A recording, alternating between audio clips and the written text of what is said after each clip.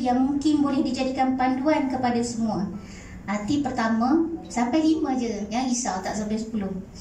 Tip pertama, ihsan dalam melakukan kerja atau tugasan. Sentiasa berfikir dan melaksanakan yang terbaik, bukan sekadar untuk memenuhi SKP atau arahan daripada penyedia atau pegawai atasan. Allah sangat suka kepada hamba-Nya yang sentiasa berbuat ihsan, buat baik dan terbaik. Yang kedua, tetapkan matlamat. Jelas dengan matlamat kenapa kita bekerja, kenapa kita memilih untuk menjadi penjawat awam, dan kenapa kita memilih untuk masa mohon kita memilih untuk S di perpustakaan, bukan S di pusat sukan, bukan S di JEPA Sosial. Apa matlamat kita dalam kerjaya? Apa hala tuju kita? Kita nak jadi orang yang macam mana? Adakah kita pekerja yang diimpikan oleh majikan? Kalau kita pembantu, adakah kita ni menjadi rebutan oleh pustakawan? Saya nak staff ni, saya nak staff ni. Kalau dia dah cukup syarat, nanti saya nak dipindahkan ke unit saya. Adakah kita pekerja yang seperti itu? Atau kita ni seorang pekerja yang selalu memberi masalah kepada rakan sekerja ataupun ketua?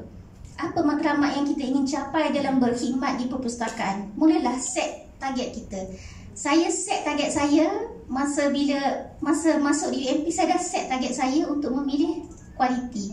Dan saya set target saya akan pencen, saya sebenarnya plan dah lama dan saya akan pencen apabila perpustakaan dapat AKMC. So kita dapat pada tahun 2020, masa Cik Azman masuk, saya beritahu saya akan bersara sebab saya dah setkan matlamat saya akan hantar surat semua setelah kita apa yang saya nak untuk perpustakaan dah capai.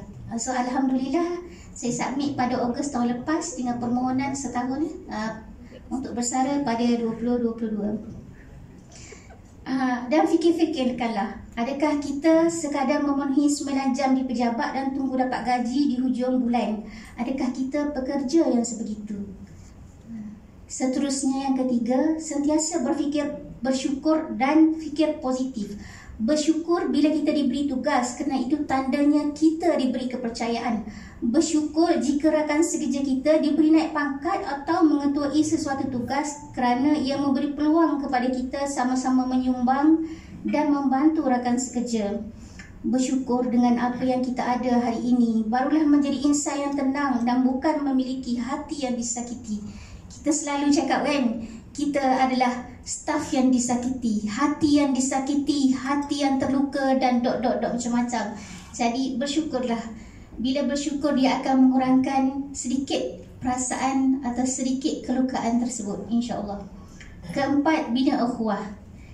Yang terakhirnya, 5 tips saya kongsi, bersama bukan bersendiri.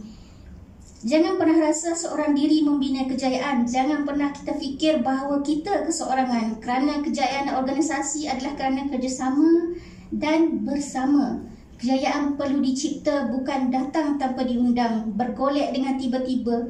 Mungkin ada dalam sesuatu tugasan, ada yang merasakan mereka lah yang lebih terbeban dan terlebih kerja. Tetapi jangan pernah merasa kita melakukannya seorang diri. Lihat sahaja kejayaan-kejayaan di perpustakaan. Ia bukan tugas seorang. Ia adalah hasil kerjasama dan hasil kita semua. Sumbang sebanyak mungkin kepada organisasi bukan untuk dihargai, tetapi untuk kepuasan diri sendiri. Jika kita yakin setiap apa yang kita lakukan dihitung Tuhan, walau seberat zarah, jadi kenapa kita tidak merebut peluang yang ada sepanjang perkhidmatan ini? Habislah 5 tip. Kejap tak ada mata.